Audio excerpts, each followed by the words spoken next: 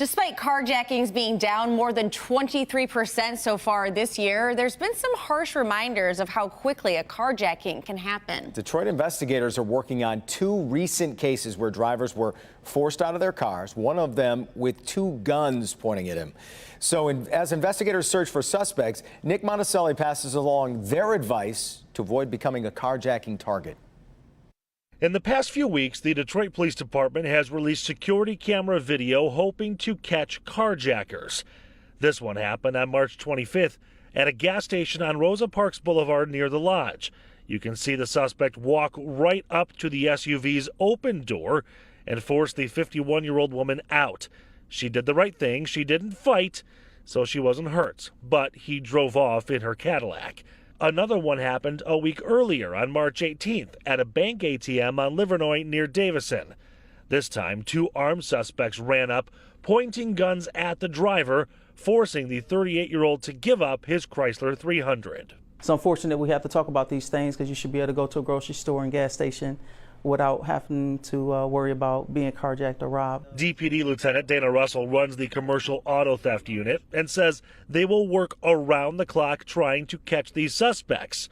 But there are things you can do hoping to become less of a target. First, avoid gas stations or stores overnight. If you can avoid going to the gas station at 2, 3 in the morning, then I would avoid that. Make sure it's a well-lit gas station or grocery store.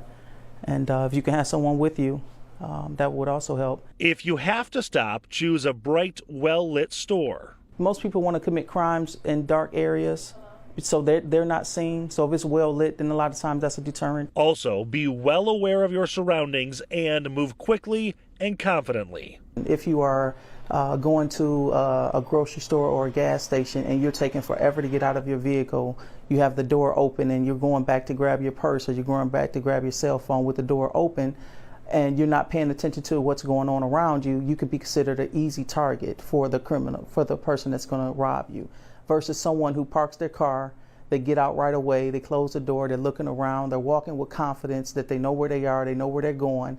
That's considered more of a harder target for someone to actually approach you and rob you. And what's really interesting is Russell knows this from the suspects themselves. After arrest, she'll question those behind the carjackings. My question was always, why did you pick this person? Why did you do what you did?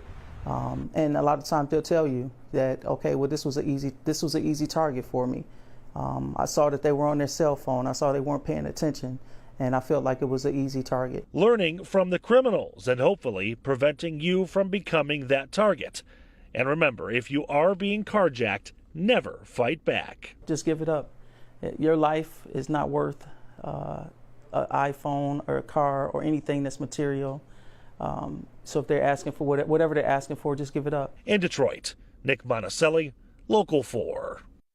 All right, thanks, Nick. Great advice there. Now we want to bring in our safety and crime expert, Darnell Blackburn. So we know in a situation like this, the victim, terrified, surprised, don't know what to do. So how should a victim act in this situation? Well, Kim, the thing that a victim should do is just give it up. Just let it go. It's not worth your life to fight over property. And then the thing that you should do is be the best witness that you can possibly be.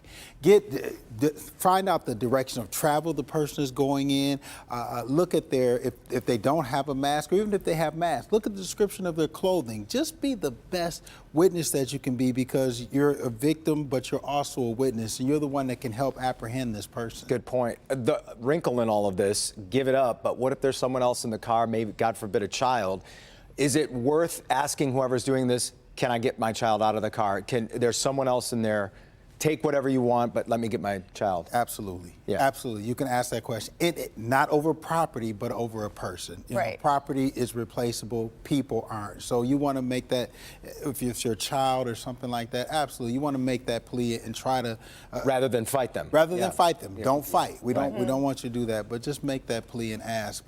And again, just be the best witness. You know, direction of travel, the clothing description, the voice, everything is important, and you need to to just be a good witness so you can get your car back. Good advice. Right. everything else. I know it's hard to think about this in the moment and be a good witness, but would you, let's say you still do have your phone and they're driving away or whatever it is, would you suggest taking a picture of their car, or is that too dangerous? That's more dangerous. I mean, Okay. just recite the license plate number over and over again. Okay. If you want to do something like that, I mean, picking up your phone if they're still driving away, you don't want to do something like that. You Okay. just want to get the license plate number and try to remember it. Or you know your own license plate number, but I was just going to say, a lot of people don't. Right now, if you don't, Yeah, now's true. the time to learn it because Yeah. you never know when you'll need it. Yeah, absolutely. This is something to talk to your children, your young drivers about as well, because you never know who could be a victim of this. Absolutely. Good advice, Thanks, DB. We appreciate it.